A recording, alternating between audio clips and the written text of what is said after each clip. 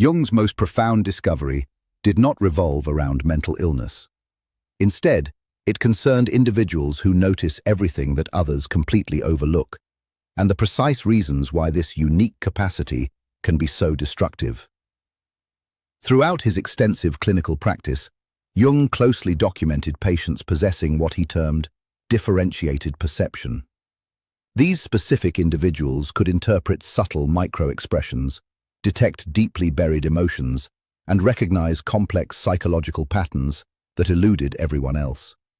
They routinely saw right through social masks, identified fabrications instantly, and intuitively felt the underlying unconscious tensions present in any given room. Jung designated this revelation as hazardous because these perceptive individuals consistently found themselves isolated, exhausted, and fundamentally unable to sustain standard social relationships.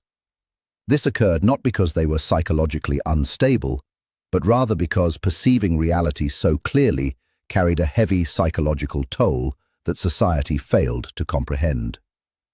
This profound insight regarding individuals who observe everything highlights why Jung firmly believed this uncommon trait would either break a person entirely or ultimately transfigure them into someone truly extraordinary. The specific case that unveiled this dynamic involved a patient Jung described extensively in his private journals. This person was a highly introverted, intuitive type who initially sought his guidance in 1913, occurring right during Jung's intense personal psychological crisis after his historic separation from Freud. This patient perfectly exemplified what Jung would eventually classify as the rarest personality configuration, demonstrating an exceptionally high level of intuitive perception.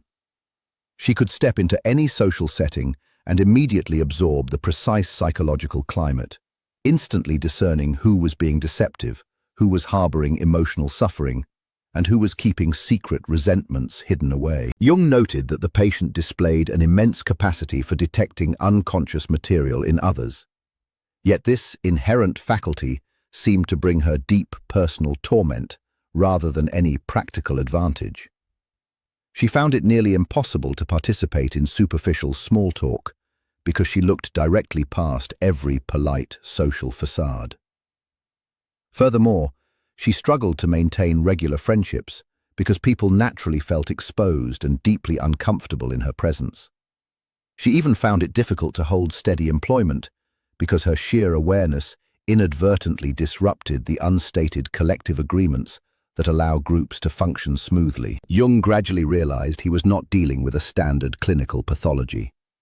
Instead, he was witnessing the direct consequences of what happens when the unconscious realm becomes entirely too conscious, and when individual perception becomes too differentiated for basic social survival.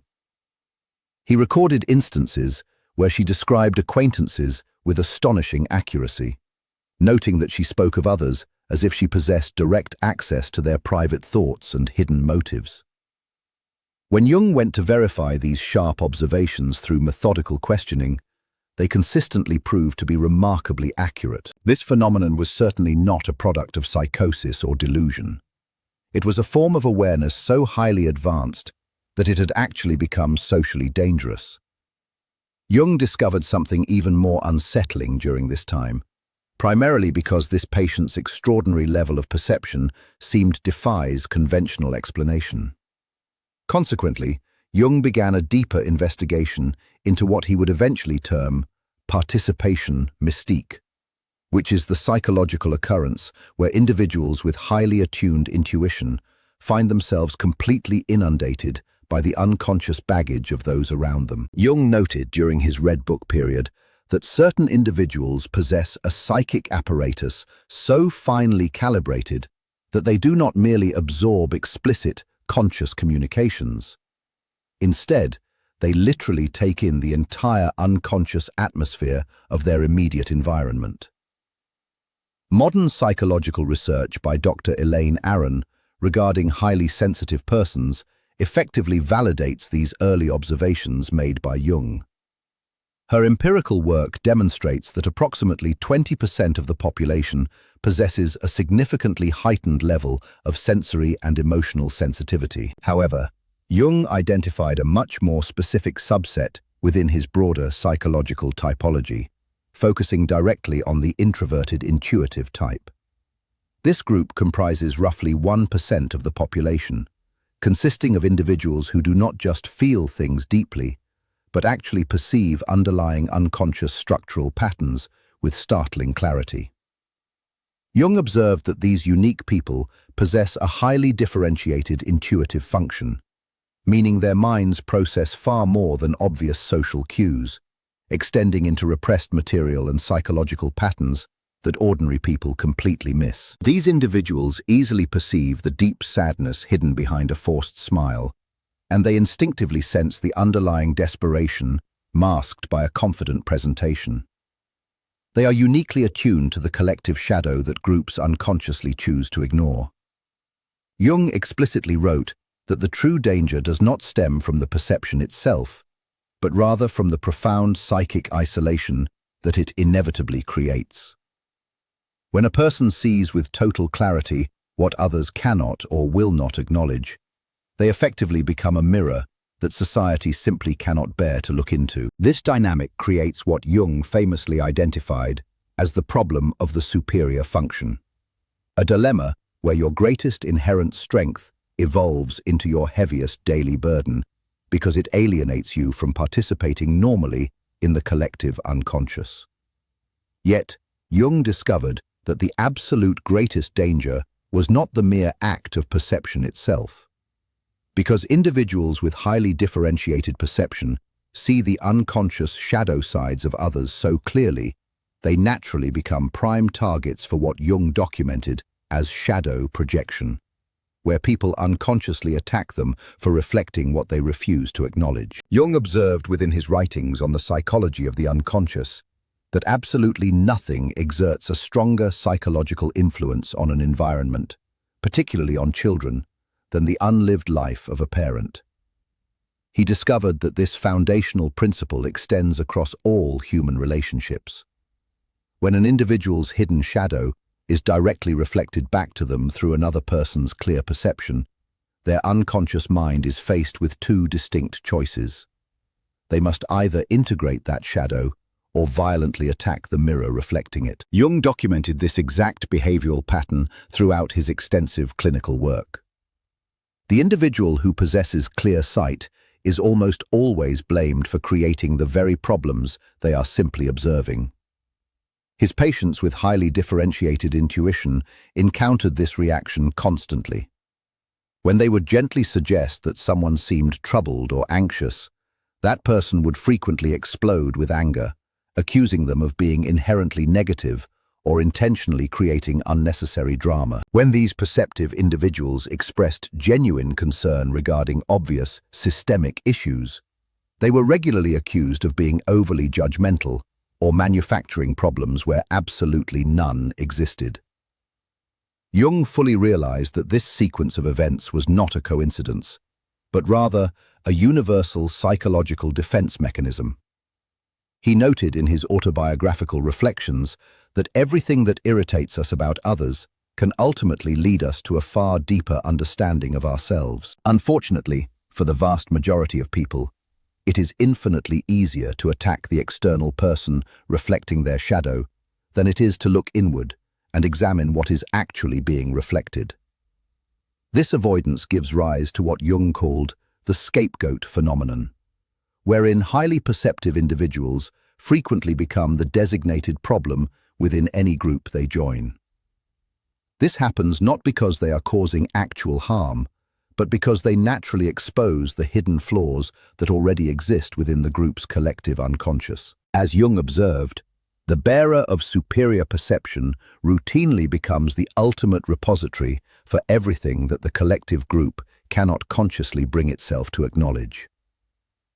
This repetitive pattern explains why these specific individuals do not merely feel casually misunderstood.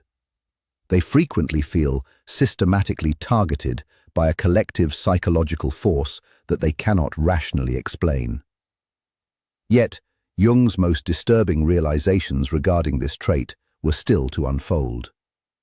Jung observed that this overwhelming level of perception manifested in uniquely different ways depending on the individual. Consequently, he identified 4 distinct structural patterns within the broader introverted intuitive type, with each category representing a completely different method of processing the incoming unconscious material of others. The first variation is the feeling intuitive, a type Jung documented as combining introverted intuition with a highly differentiated feeling function. These particular individuals do not merely observe what is happening psychologically within a room.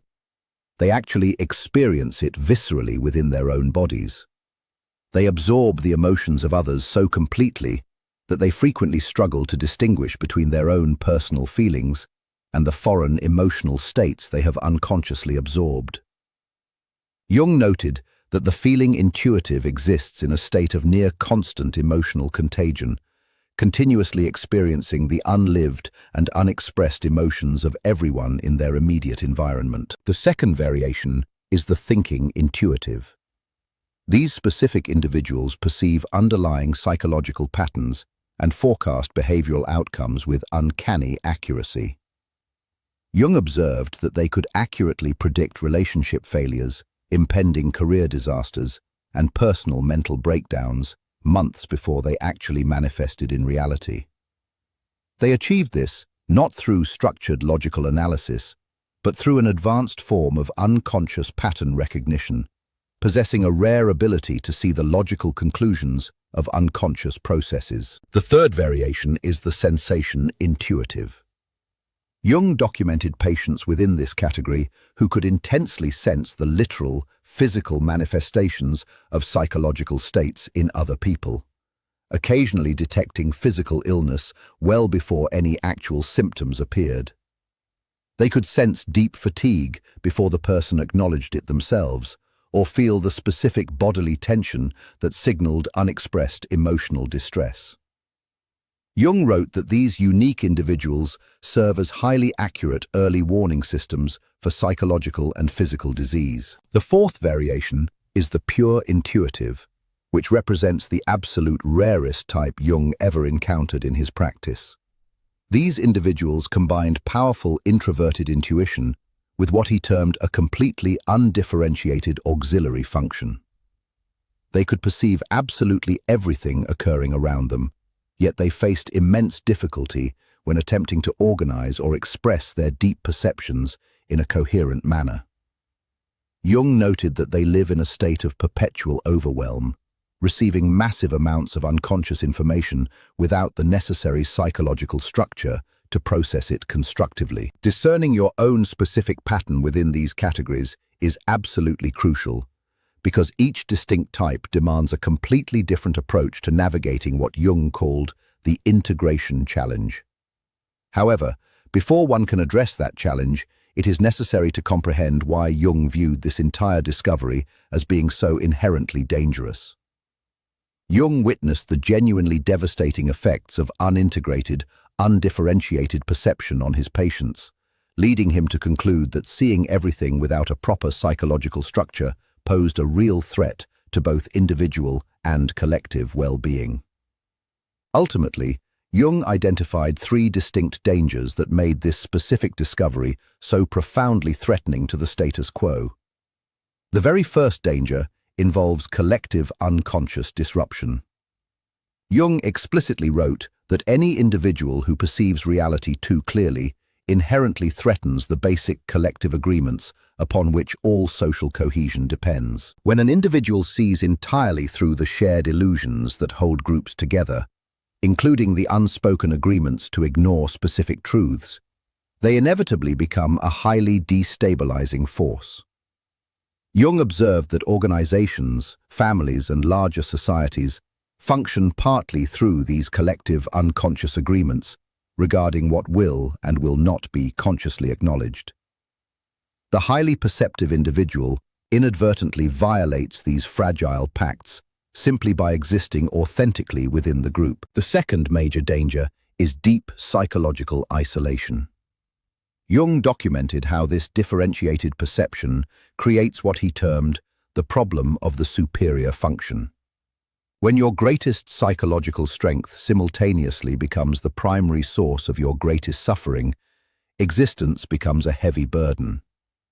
Jung wrote that the true curse of consciousness is that it cannot be easily shared with those who do not possess it, causing the individual to become an isolated island of awareness in a vast ocean of unconsciousness. This profound isolation is not merely social in nature, it is deeply existential. These uniquely perceptive individuals frequently report feeling as though they are living in an entirely different reality from everyone else around them. The third and most dangerous threat is identity dissolution. Jung discovered that people who constantly absorb unconscious material from others often lose vital contact with their own authentic personality. They become so completely flooded with external psychological material that they can no longer distinguish between their own inner world and what they are absorbing from their immediate environment. Jung referred to this vulnerable state as participation mystique, a condition where psychological boundaries thoroughly dissolve and the individual becomes entirely merged with collective unconscious contents. He emphasized that the underlying danger is not merely social exile, but actual psychological annihilation, which is the complete loss of one's individual identity in favor of collective possession. This is precisely why Jung considered the integration of superior perception to be not just therapeutically important, but psychologically urgent. Because unintegrated superior perception posed such immense dangers, Jung developed what he called the individuation process. This process serves as a systematic approach to maintaining a firm individual identity while simultaneously developing a conscious relationship with unconscious contents. The initial phase is recognition and differentiation. Jung taught his highly perceptive patients to first recognize precisely when they were absorbing psychological material that did not actually belong to them. He termed this practice conscious discrimination, which is the direct ability to distinguish between authentic inner experience and unconsciously absorbed external content. Jung wrote that the very first task is to establish what belongs to you and what belongs to others, because without this basic discrimination, there can be no true individual development. To achieve this, Jung instructed his patients to spend dedicated time in complete solitude daily, allowing the absorbed material to settle so they could clearly recognize their own authentic psychological voice once again. The second phase involves shadow integration. Jung discovered that people who see the shadows of others with extreme clarity often do so because they have not fully integrated their own hidden side. The more intensely you deny your own personal capacity for deception, selfishness, or cruelty, the more deeply disturbed you will be when observing these exact qualities in others. Jung noted that everything that irritates us about others can ultimately lead us to a far deeper understanding of ourselves, but only if we possess the courage to look inward rather than remaining perpetually focused outward. Shadow integration means fully acknowledging that you contain every basic human quality you observe in the world around you. This realization does not make you a bad person. Rather, it makes you a complete human being who can finally see the world clearly without harsh judgment. The final phase involves what Jung called conscious participation in the collective unconscious. This is the hard-won ability to engage with the psychological contents of others without being completely overwhelmed or losing your individual identity in the process. Jung wrote that the individuated person can successfully serve as a vital bridge between the conscious and the unconscious, helping to make the unconscious conscious in others without sacrificing their own psychological integrity. This demanding path requires developing what Jung called psychological containers, which is the ability to hold the unconscious contents of others temporarily while maintaining a steady awareness that these contents are not your own. Because Jung understood that superior perception either destroys or transforms individuals, he closely studied historical figures to understand the difference between successful integration and total psychological breakdown. A prime example of unintegrated perception can be found in the tragic case of Friedrich Nietzsche. Jung was deeply influenced by Nietzsche's profound philosophy, but observed how his superior perception ultimately led to a total psychological collapse. In his autobiographical reflections, Jung wrote extensively about Nietzsche's rare ability to see through social, religious, and philosophical facades with devastating clarity. However, Jung noted that Nietzsche never truly learned to integrate these brilliant insights constructively. Instead of utilizing his sharp perception in the service of collective healing, he frequently wielded it as a sharp weapon against society. Jung observed that Nietzsche possessed extraordinary insight into human nature, but he remained overly identified with his superior function rather than integrating it into a balanced personality. Jung noted that Nietzsche's profound isolation and eventual breakdown represented the exact outcome of what happens when superior perception remains completely unintegrated. The individual is ultimately consumed by what they see rather than being transformed by it. Conversely, the case of Meister Eckhart represents a wildly successful integration. Jung extensively studied the medieval mystic Meister Eckhart, whom he considered a prime example of successfully integrated superior perception. Eckhart possessed what Jung called mystical intuition, the rare ability to perceive spiritual and psychological realities that others simply could not access. But unlike Nietzsche, Eckhart channeled his deep insights into compassionate service. Jung wrote that Eckhart beautifully transformed his superior perception into timeless wisdom that could nourish others without overwhelming them. He saw the world with absolute clarity, but spoke in gentle ways that invited genuine understanding rather than immediate resistance. Jung noted that Eckhart's success stemmed from what he called conscious humility, the recognition that superior perception is a gift to be shared wisely, not a weapon to be wielded. Most significantly, Jung documented his own intense struggle with overwhelming perception during his confrontation with the unconscious from 1913 to 1919, which is famously recorded in the Red Book.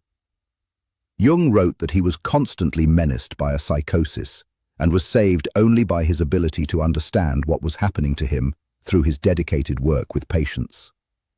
His superior perception of unconscious contents, both his own and those of others, nearly destroyed him, until he learned to integrate these intense experiences consciously.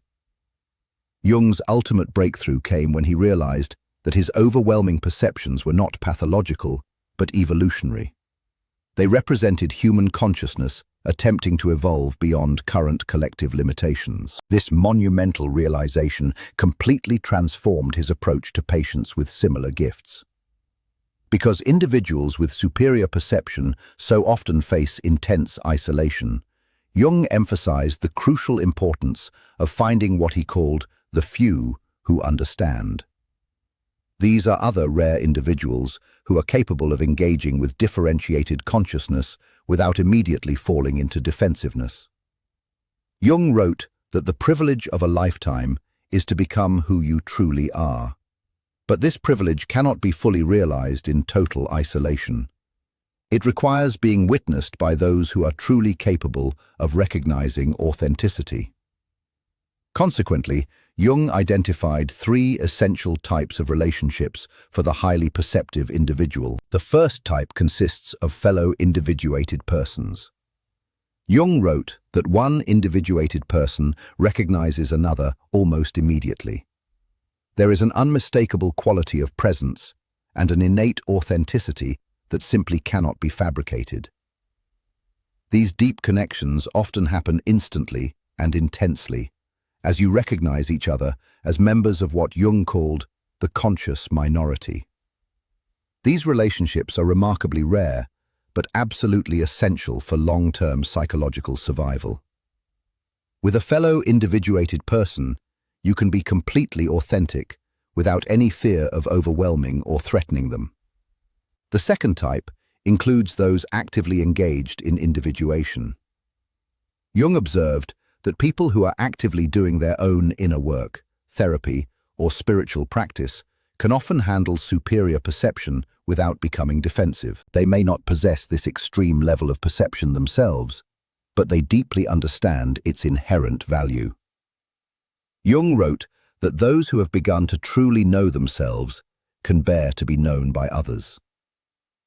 The third type consists of natural containers. Jung identified certain individuals who, while not possessing superior perception themselves, have a natural container function. This is the innate ability to hold psychological content safely without being overwhelmed by it. These are often mature individuals who have weathered significant life challenges. Jung also developed specific indicators for identifying these safe relationships. Safe individuals ask genuine questions about your unique observations rather than immediately defending against them. They can acknowledge their own inner contradictions and personal limitations without shame, and they consistently demonstrate a deep interest in inner reality.